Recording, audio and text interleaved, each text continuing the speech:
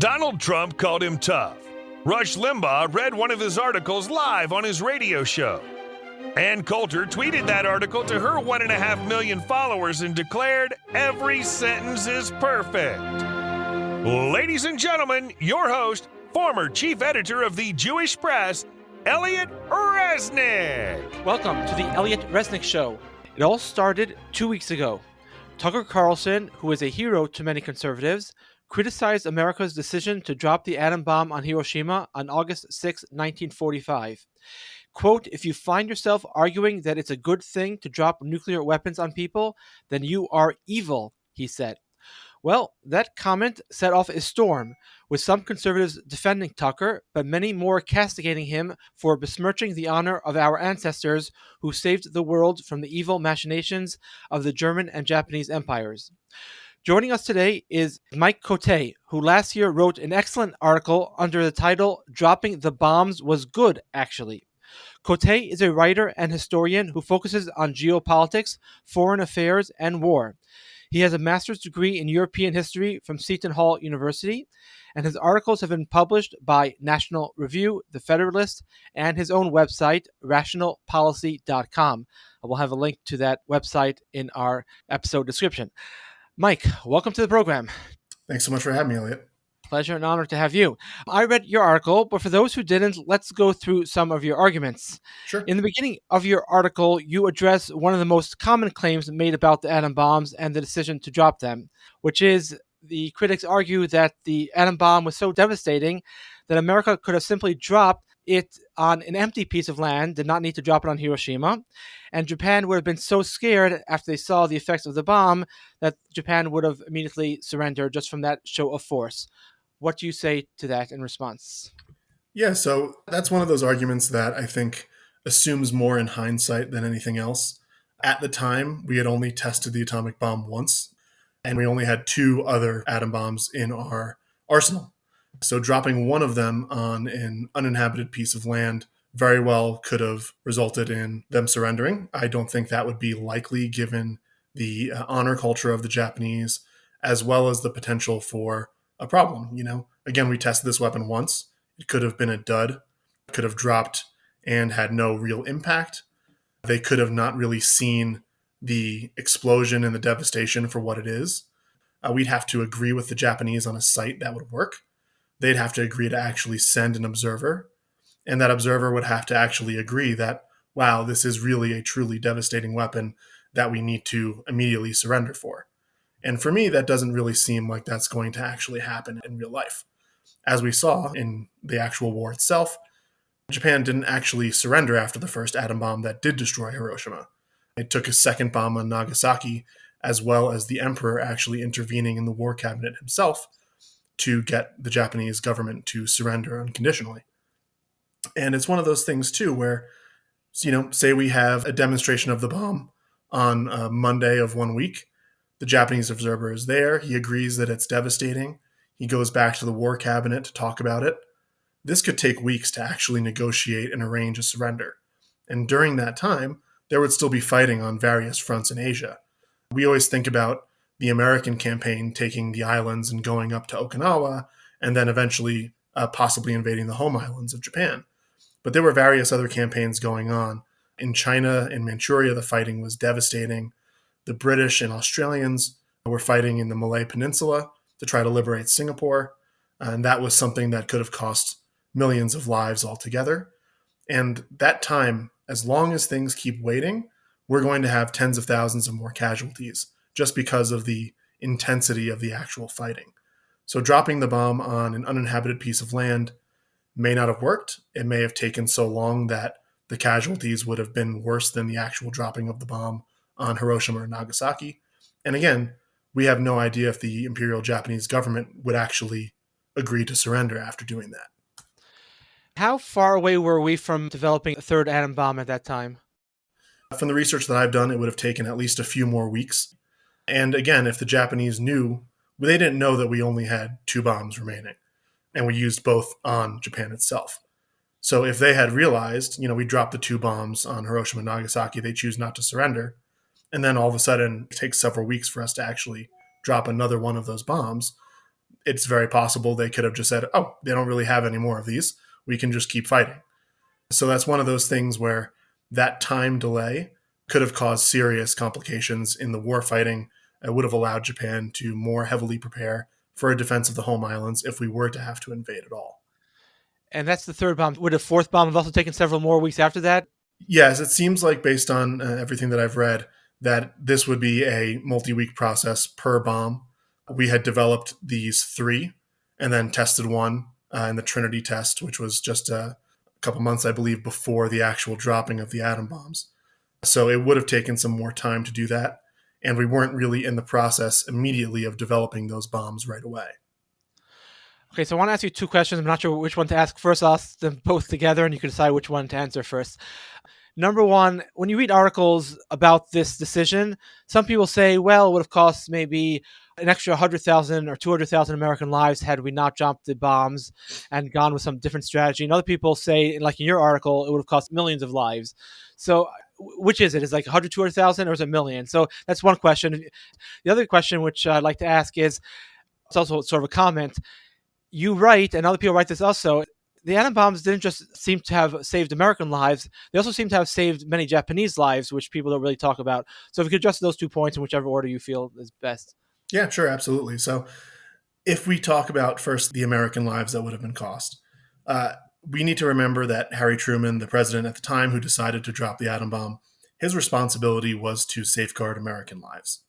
And we may not like that, thinking about, people being global citizens nowadays or whatnot, but that is what the American president's job is to make sure that we lose as few American lives as possible.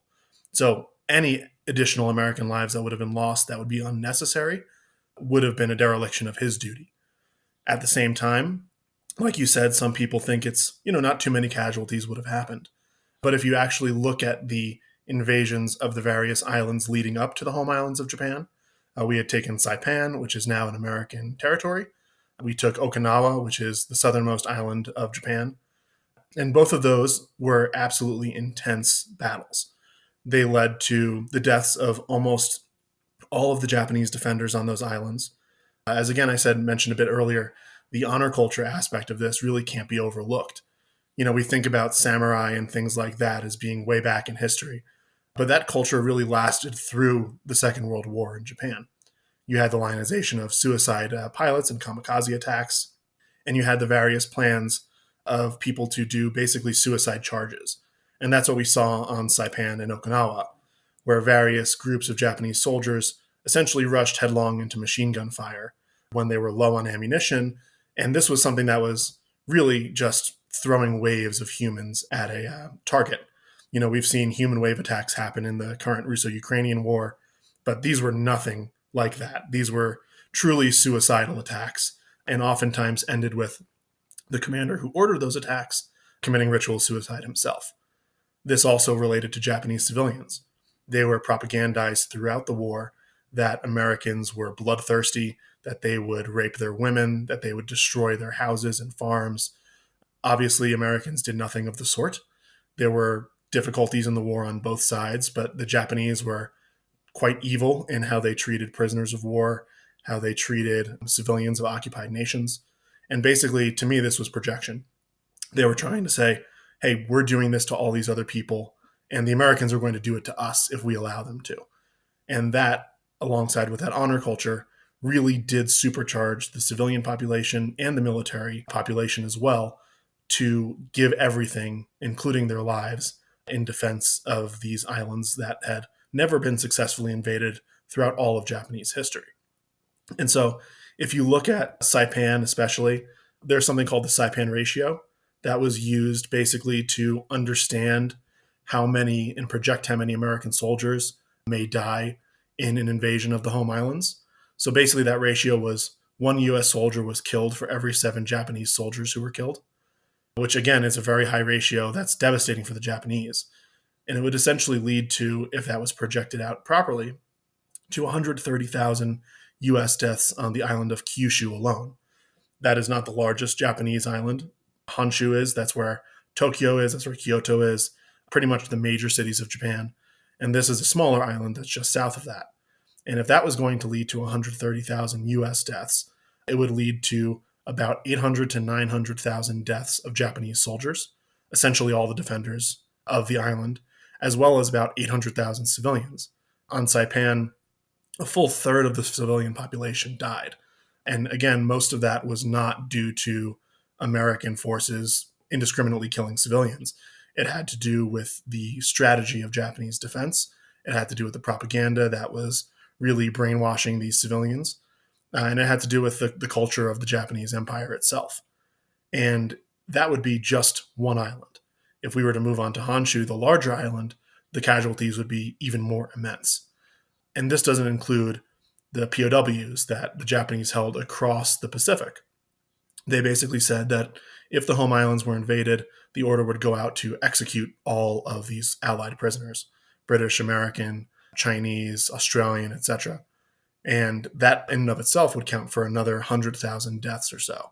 And again, that's not something that was really an idle threat, as the Japanese treated POWs incredibly poorly, executed many of them without trial, broke the laws of war with respect to that repeatedly. So this is something that would have happened, and it would have killed a massive, massive number of Japanese civilians who were all basically being prepared to be an auxiliary home defense force. They were trained in fighting with grenades, things like even sharpened bamboo sticks. Essentially, the women and men from the ages of around 18 to 40 for women, and I think something like almost 60 for men, were basically conscripted into this home defense force. So Americans would have to, if they were to invade the islands of Japan, fight essentially house to house. And as we saw on islands like Iwo Jima and Saipan, the Japanese dug entrenched tunnels. They were fighting from underground. They would essentially never give up. And again, we saw that in reality. There were various stories of soldiers for the Japanese Empire that didn't surrender until years, and in one case, 27 years after the end of the war. And that man, who was holed up essentially in a jungle in Guam, didn't really know the war was over, kept holding out for, again, almost 30 years. And when he went back to Japan, he said he was embarrassed for having surrendered. So that really gives you kind of a window into the Japanese mindset at the time. And the Americans at the time, Harry Truman included, knew that. We had been fighting this enemy for almost 4 years at that point in time. And we had realized that this is an enemy that's not going to give up, that we are going to have to defeat entirely. And only a forced surrender will really end the war. And based on everything that was known at the time and everything that's been in historical records since, it very much seems like a forced surrender would have taken the cost of hundreds of thousands, if not over 1 million Allied soldiers' lives, as well as scores of millions of Japanese, who again would be defending their homes to the death. Scores of millions, you said? Yeah, I would say probably the estimates were around 9 to 10 million Japanese civilians would have died in that fighting. And again, that's just an estimate at the time. Right. We don't know how long it would have taken to actually take the home islands. I know the British, when they were trying to retake Singapore, invading the Malay Peninsula through heavy jungle, they believe the operation would have taken at least a year and would have involved about 1 million soldiers on each side. There were fewer Japanese civilians there, obviously, but just the carnage and soldiers amount would have been absolutely incredible. And that's to say nothing of just the ability of the Japanese government to, constantly move up and out of areas that the U.S. may have invaded. And Operation Downfall, which was the invasion, was going to include about 2 million U.S. troops. And that doesn't include the other Allied troops that would have been a part of that invasion either. So it would have been just an absolutely massive undertaking, far, far larger than D-Day. And we all know that that was an extremely difficult invasion that resulted in significant American casualties, as well as obviously large-scale German casualties. Some people argue, including, I just heard Vladimir Putin make this point around a year or two ago in a speech. He says, and Soviets before him have said that it was not necessary. You only dropped the bomb because you wanted to scare us, basically, because you knew there was a Cold War coming and you just wanted to have a display of force against us. Fine. But in your article, you write that the Soviet invasion of Japan, which actually is not well known, the Soviet Union actually had started invading Japan. Had it succeeded, had we not dropped the atom bomb and Soviet Union made more incursions into Japan, that in itself may have cost many, many lives over the years. I was wondering if you could perhaps tease out that argument. Yeah, for sure. So that's one of those things that obviously we think about the Cold War splitting Europe in half, the Iron Curtain, the famous Winston Churchill speech. But we don't really think about as much Asia when that could have happened. We saw obviously with the Korean Peninsula that being split essentially between Soviet control and Western control. And obviously with the Korean War, we've seen that be stuck essentially for almost 80 years now. And that has led to the massive impoverishment of North Koreans, many, many millions of deaths that would otherwise be avoidable if the North Koreans had a government that was even remotely like the South Korean government, which has, through American presence, through the fact that we've been able to deter further invasion from the North by our military presence there, South Korea has become a strong ally, has become one of the world's top economies, an extremely high-tech, very high standard of living nation, and as has Japan. Japan is one of the largest economies in the world. It's a very large population. People have a very long life expectancy there, good lives from everything that we see. We even see in popular culture various documentaries about how long the Japanese live, how great they do on all these various metrics. None of that would have been the case had half of the country been taken over by communists. And that was really a real possibility. As you said, many people don't really know about the Soviet invasion of Japan, but there are various islands that are now part of Russia, Sakhalin and the Kuril Islands in essentially the northern Pacific, leading up to Japan's most northern island of Hokkaido. Those have been taken over by the Soviet Union already at the time, and they're still currently part of Russia. So if the Soviet Union were to push into the main islands of Japan, at best we could have seen another partition situation like we did in East and West Germany or North and South Korea. And at worst, they could have actually been fully annexed into the Soviet Union itself. And as we've seen with the history of communism across the world, communism leads to death, destruction, and impoverishment wherever it takes hold. If it were to take hold in Japan, the immense success story that has been the Japanese economy and society since the end of World War II really wouldn't be the case.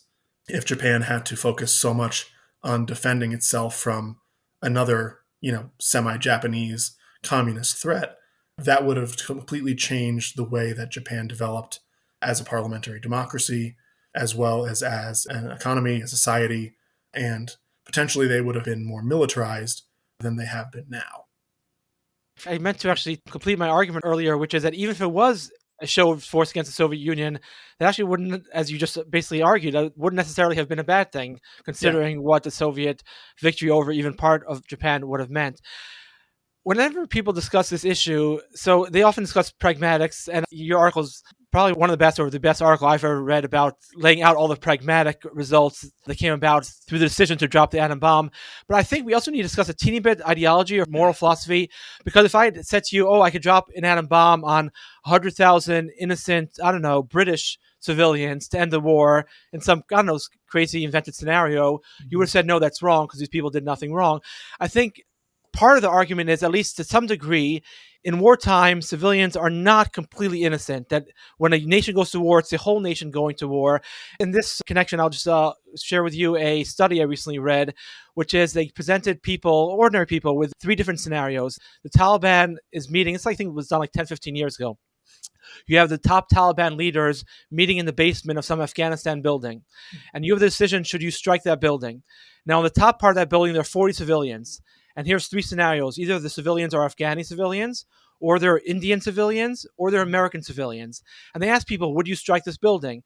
And if they were Afghani civilians, many more people said they would strike the building, as opposed to if they were American civilians or even Indian civilians. Mm-hmm. And so I think all of us have this kind of intuitive notion, which I think is correct, that war is a collective endeavor, and in war, civilians maybe not as guilty as the people holding the guns, but they are some degree guilty because they're supporting the soldiers, either monetarily or with food or with clothing or even emotional support. I'm wondering if that's my feel on the subject. I'm wondering what your take is. Yeah, I largely agree with that. I mean, especially in the context of World War II. Both world wars were total wars. They mobilized the whole of society to fight the conflict. Previous wars were not exactly like that. Even our current wars, right? In Afghanistan, Iraq, a lot of the times Americans here just saw them on the news. We didn't really get affected by them in our daily lives unless we, either knew someone who was in the military, was deployed, or whatnot. But World War II was a completely different beast. It was a total war, truly. The whole of society was mobilized. The economy was essentially put at the service of the war machine in all the belligerents, allies and Axis alike.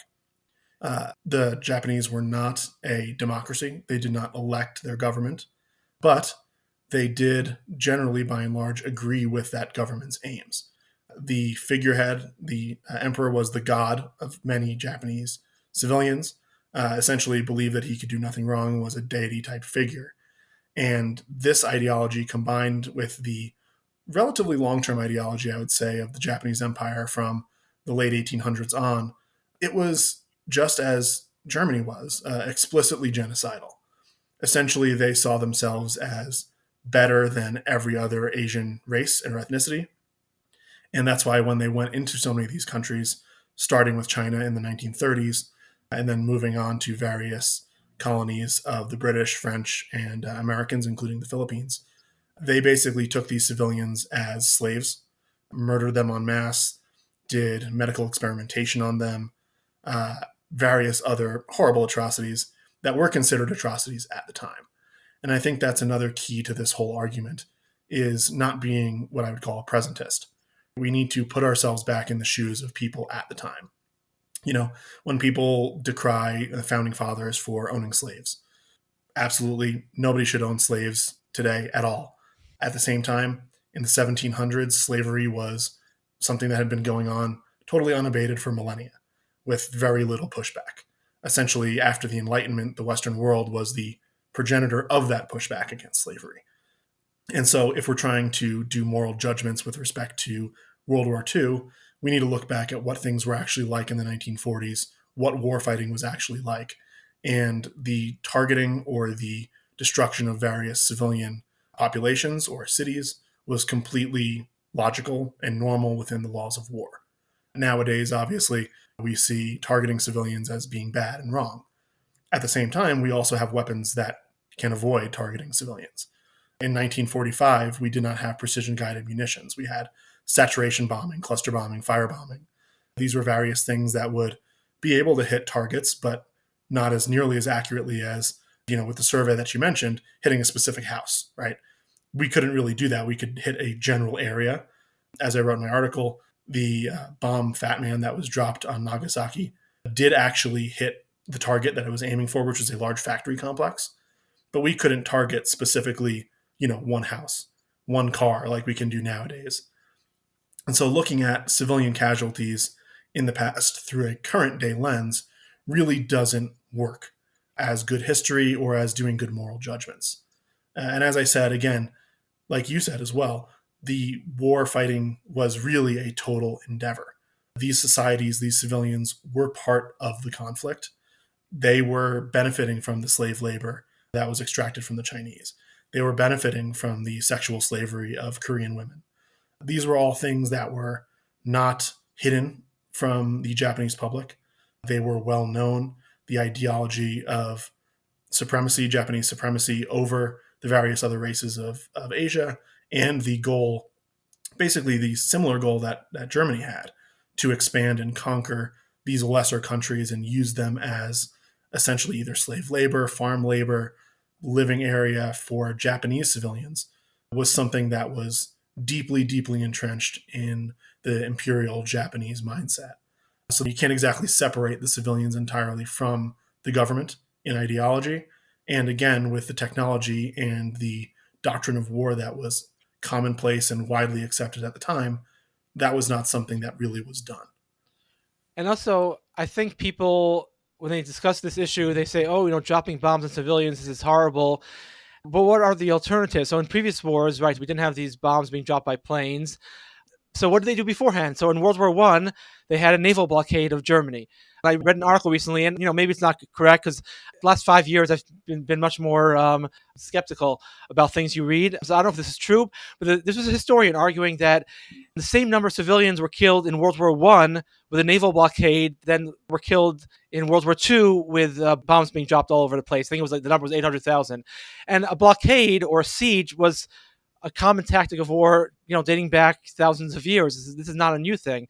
So you could drop bombs on civilians, or you could have a blockade or siege of a city to try to starve the soldiers or starve their ability to make war, and you still get mass civilian deaths. So it might look cleaner in certain ways. You don't know what's going on behind walls or hundreds of miles away, people starving to death in their homes, but death still results. And you could even argue that death by starvation over a period of weeks or months is crueler than a death by bomb in 1 second. Yeah, I mostly focus my historical work on the time around World War One, so the naval blockade is very familiar to me. That definitely was something that was very controversial at the time. Theoretically and throughout history, when you were to blockade a port, you'd have basically line up your ships in a big circle right around the port. In World War One, the British did what's called the distant blockade, which is they basically set out their ships on the approaches to Europe in the North Sea, in the Atlantic, and they stopped and basically searched or seized vessels that were shipping any sort of goods to continental Europe. And that was something that was not against the laws of war, but was very controversial at the time, especially with the United States, actually, as a neutral party through the beginning of the war. But that was something that resulted in absolutely massive number of civilian casualties in Germany. 800,000 is probably around the right amount, could be upwards of 1 million. But this was basically forcing the Germans to prioritize. Are you going to give food to your soldiers at the front, or are you going to give food to your civilians at home? And this is something, like you said, sieges are a very, very common part of war for a very long time. Usually, and this is something that has come up in the current war in Gaza with Israel against Hamas, is basically that, is it really the one belligerent's job to provide food and safety to the civilians of their enemy? And throughout the vast majority of history, the case has been no. Oftentimes, the starvation or the deliberate limiting of supplies to cities, to various places that are being attacked, that was a completely normal tactic of war. That was essentially the point. If you look at various sieges through history, whether it's in the Crimean War and Sebastopol, or even farther in the past, oftentimes the besieging army would actually take civilians from the countryside and kind of force them into the cities so as to exacerbate the problems with food and all of that within the cities themselves that were often being held by military forces. So again, that is a pretty horrible way to die, as you said, starving over weeks, having to make choices like prioritizing your children over yourself or not doing that, eating horses that would basically be used to plow your fields. You have to make these sacrifices that were probably going to be worse for you in the long run than if you were to just be, especially with a nuclear bomb, the obliteration was immediate. I mean, that's also something we don't often talk about when we talk about atomic bombs is firebombing. That was extremely commonplace. Tokyo was firebombed by the Allies, and that killed 200,000 people, which is more than either atomic bomb dropped killed. And I have to say, I can only imagine dying in a massive fire that rips through your entire city is probably a bit worse than being immediately vaporized by an atom bomb. Again, these are things that you don't want to ever have to think about, but that's the reality of war, especially a war that, in this case, the United States did not start. Right. I was reading about this subject recently, and what I found interesting is I'm actually very much a hawk when it comes to fighting wars, not entering wars. Be very careful before you enter a war. But once you enter the war, to fight fiercely, because if you fight fiercely, it'll be over as quickly as possible, and then it will lead to much peace after the war. Like it's like you beat up a bully, you could be his best friend as long as you really beat him up afterwards. But I didn't realize, I was a little bit disappointed in a way, but I didn't realize that America didn't actually really want to firebomb in the beginning of the war. FDR came out with a statement in 1940 saying bombing civilians is evil. But like you said in the beginning of the conversation, at a certain point, these are people who had been fighting a war for 4 or 5 years. They knew what their enemy was like and all the cruelties of war. And at a certain point, they changed tactics because when the death toll kept on climbing, when they realized that precision bombing was not precise, and no matter how many times they tried to hit some of these factories producing arms, they couldn't. When things get really awful, you have to start taking awful measures just to end the war as quickly as possible. Yeah, absolutely. And I think two things with respect to that. I think one is that these tactics were not started by the Allies. Germany was saturation bombing London. The Blitz, obviously, people know about that. Again, that was not something that the British were doing beforehand. So these were tactics that were initiated by the enemy and then essentially repeated by the Allies. And then with respect to FDR, I think in some ways he was a bit soft on this sort of thing. He was definitely soft on the Soviet Union, but he was not someone who had fought in a war himself. Harry Truman was. Harry Truman fought in the trenches in World War I, and he saw the death and destruction that sort of close quarters, man-to-man sort of combat took on people, both psychologically and obviously physically. And I think he realized, as the commander-in-chief of the U.S. Armed Forces, I am not going to put the people that I am responsible for through that if it is not necessary to do so. And by dropping the atom bombs, it became unnecessary to do that. And I think that saved, as we've talked about, tens of thousands, if not hundreds of thousands of American lives, saved millions of Japanese lives. And if we look at what the possible futures were, if we were to take our time and try to invade Japan, probably made Japan a much better place today than it would have been if the Soviets had taken any part of that nation's home territory. Right, and if we had not beaten them to a pulp, essentially, Yeah. I mean, that's the really difference between World War One and World War Two, and I believe, and you know much more about this than I do, but I believe the reason the Allies demanded unconditional surrender was, especially from Germany, was because they saw after World War One, Germany had surrendered, but with honor, which left room for some Germans to say, we really were stabbed in the back, we really could have won the war, had various people not undermined us, and this way, by demanding unconditional surrender, we had to make it super clear to them that, no, you lost convincingly, don't even try fighting again. And the Germans understood that after World War II. They understood they had been beat. And that's, I think, where they made peace with reality. And that's why we essentially became, well, one reason we became best of friends almost very shortly after World War II is because we beat them decisively, as opposed to just beating them, leaving them some honor or room to argue that we could have won had X, Y, or Z been done differently. Yeah, no, definitely. And I think part of the reason that happened in World War I is that the pre-war culture was totally different. You know, essentially World War I ended the era of, nobility or chivalry, I guess, in Europe, I would say. Previous wars that were fought, oftentimes there was a surrender. And, everyone would kind of go back to their homes. There would be signing a treaty. Territory may change hands. There may be indemnities that were paid. But oftentimes it would not be a complete annihilation. Sometimes that was the case. When we look back to ancient history in Rome, the Battle of Cannae against the Carthaginians, the Roman army was completely obliterated. Almost everyone was killed. That is not always what happens. In World War I, especially over the previous century after the Napoleonic Wars, most of the intra-European wars that were fought were, this is a word that sounds odd, but gentlemanly. There was some sort of concept on both sides that, we are fighting this conflict and then it will end and then we will go our separate ways. And that may not preclude us making peace and having shared interests in the future. And I think that was kind of the mindset of many of the leaders going into World War I and many of the leaders who chose to make peace afterward, especially the American president Woodrow Wilson. Personally, I think probably the worst American president. But he was someone who was very idealistic about that sort of thing. And I think what happened in the trenches of World War I is that idealism for the vast majority of Europeans died.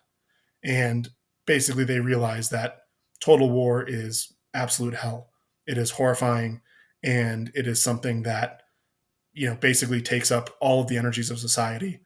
And having some sort of gentlemanly agreement afterward where, okay, France will get back its provinces and Alsace and Lorraine, and then Germany will be demilitarized, but, they can still have their government and still will do all that sort of stuff as long as they're a democracy.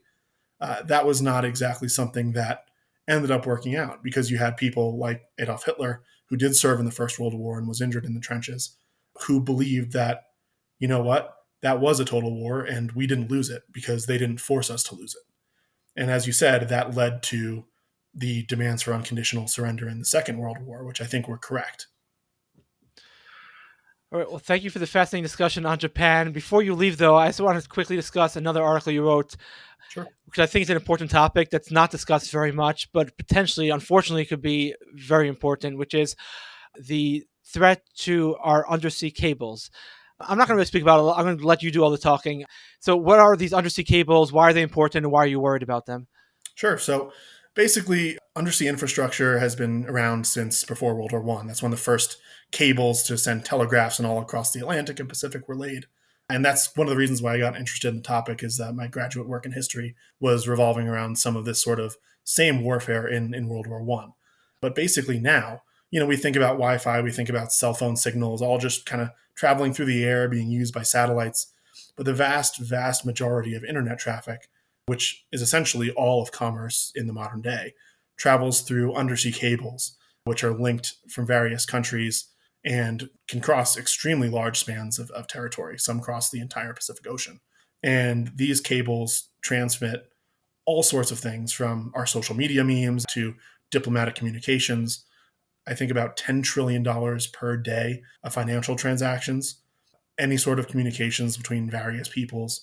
All these are being handled by these undersea cables. At the same time, there's also various undersea pipelines. We know about the Nord Stream pipeline, sending oil and gas and other energy sources undersea from country to country. And that's becoming much more commonplace now as we're using more natural gas in our energy mix. And then there's the opportunity to mine undersea, rare earth minerals. Essentially anything that can be mined on the ground can also be mined undersea. And obviously, as the vast majority of our planet is covered by oceans, that opens up a wide variety of options for potentially a massive resource extraction as technology improves. But the problem is these are very vulnerable. Undersea cables are, you can picture a cable, right? It's not like a coaxial cable for your TV. These things are thick, but at the same time, they're not exactly extremely resilient. Oftentimes, they can be damaged by anchors being dragged from a ship. These cables oftentimes cross key maritime choke points or various other coastal littoral regions. It's a lot easier to lay a cable in shallow water than deep water. So that's where they tend to be. But also that makes them more vulnerable to accident. And as we're seeing more recently, more vulnerable to attack. Let me just interrupt you for a sec. I think you wrote either 90,000 or 900,000 miles of cables. Did I make that up? Yeah, no. I think it's about 900,000 miles of cable, and more and more and more are being laid all the time. And you're worried about what specifically? Why did you write this article? I think it was for National Review you wrote this article. Yep. Yeah, it was. And I'm worried about this for several reasons. I mean, we are so reliant on this infrastructure. People don't think about it, but we are. I mean, we're recording this podcast via the internet right now. A lot of that traffic does pass via cables. Obviously, I think we're both in North America, so that isn't really as much of an issue. But in a world that is global, where economics and transactions and communication crosses oceans all the time, that's something that is incredibly important, especially when it comes to the ability to communicate to foreign embassies, the ability to send messages overseas, whether that's financial transactions and things like that, and just the ability to have the internet operating generally. There's cables that run into the United States from abroad. If those were cut, the Wi-Fi would not work. And as I said, these are very easy to disrupt. As we saw, the Nord Stream pipeline was attacked and blown up, essentially. That's a conventional way of doing it, but you can do more unconventional means. Cutting cables is not difficult. As I said, even dragging an anchor along the seabed can cut a cable. That's essentially what happened in the Baltic when a Chinese ship both damaged a gas pipeline and various cables. They said it was an accident. I highly doubt that. And I think that's one of those things that also makes it challenging, is that this is a prime example of what's called gray zone warfare, where there's plausible deniability. You don't really know exactly who did something. These cables and pipelines are not supremely well monitored. We don't have cameras on every single inch of them. So someone can go in and cut a cord or blow up a pipeline, and we may not necessarily ever know who did that. And that makes it harder for us to counteract them. And it's one of those things where these are our civilizational lifelines. If we're unable to, in the modern day, transmit this information overseas and provide these sort of transactions, our economies will absolutely suffer massively. Not only that, we'll be isolated from various friends and allies, because the satellite infrastructure that we have, as good as it is not built to handle the absolute massive amount of traffic that these big, heavy cables are able to do. And so it's one of those things where it's hard to think about sometimes, because it's something that's just not really on people's minds, but it's something that is very vulnerable, something that's really crucial to modernity. As we saw with the Houthis attacking shipping in the Red Sea, They also cut about 4 internet cables that crossed from the Middle East to Africa, and that disrupted 25% of all of Africa's internet traffic. 4 simple cables.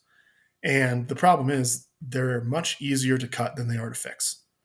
And we don't often have the ability to actually fix them. These are all laid by private companies, run by private companies. Obviously, governments are involved with it because you need to have the right to connect country to country, but the governments are not the ones laying the cables. So there's very few companies generally. I think there's about 4 across the whole world.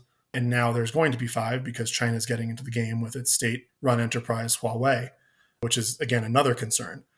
And they're basically able to lay and fix these cables. But again, the ships that require them to do that are very specialized. They need to be able to operate in very deep water and very shallow water. And we don't really have the resources right now to defend against or repair if there was a massive attack. We've seen China lying about the cables around Taiwan. I can guarantee you that before an invasion of Taiwan, those cables will be disrupted. And basically, that's a way to cut off something from the outside. And that is a danger to our interests across the world, but even to us here at home. You know, if they were to cut various cables along the East Coast, for example, that would massively disrupt the stock exchanges, which would cause panic, as we saw in 2008 and 2009 with the Great Recession. Stock market panics can cause a lot of problems here at home. And cutting cables that would do that is kind of an easy way for our enemies to go at us without necessarily, sparking a wider war. Right, right. It is not a well-known subject, and people should be aware about it. And I mean, essentially, it sounds very silly, but essentially, you're just calling for more security and more. They shouldn't just be on the floor of the ocean, sitting there, sitting ducks for anyone just to come dive and cut them. There should be some sort of. I'm not sure exactly what would be the suggestion. I mean, cameras probably are not good enough. You need to have something more than that. Yeah, so there's a few. I mean, one would actually be increasing monitoring, putting more monitoring stations along the length of the cables instead of just at various small points to see if there's an outage. Another part of it would be the U.S. is currently developing a submarine that's going to have various kind of like drones, but undersea drones that are meant entirely mostly for surveillance. We should build more of those. That's something that obviously is not going to be cheap, but it will be something that will help us in the future kind of deter these sort of attacks. I think part of it is relying on the companies that lay these cables to reinforce them. There are ways to make them stronger. Would that be more expensive and more difficult to lay the cables? Yes. But given the threat to them and how much damage that could cause, I think that would be a good investment to make. And lastly, I think redundancy. We saw during the pandemic, single points of failure will fail. Those do cause problems. And we don't want that with these cables. We want to have, normally you'd say, oh, it's much more efficient to lay one cable from New York to London than it would be to lay 5. But if you lay 5, one of them being disrupted doesn't necessarily cause the problems that we were discussing. And so it's a little difficult, again, in this kind of hyper cult of efficiency sort of society we live in today. But redundancy and duplicative laying of these cables, I do think would be very beneficial, just to make it harder for one single event to cause so much chaos. Well, so thank you for a second fascinating discussion on top of the first one, and thank you really for joining the program. I really appreciate it. Yeah, no problem. Thanks so much for having me, Elliot. All right, that does it for us. If you like this podcast, please consider subscribing to it and giving it a good rating and a nice review if you're so inclined. I hope you enjoyed the episode and have a great day or a great night, depending on when you're listening to this podcast.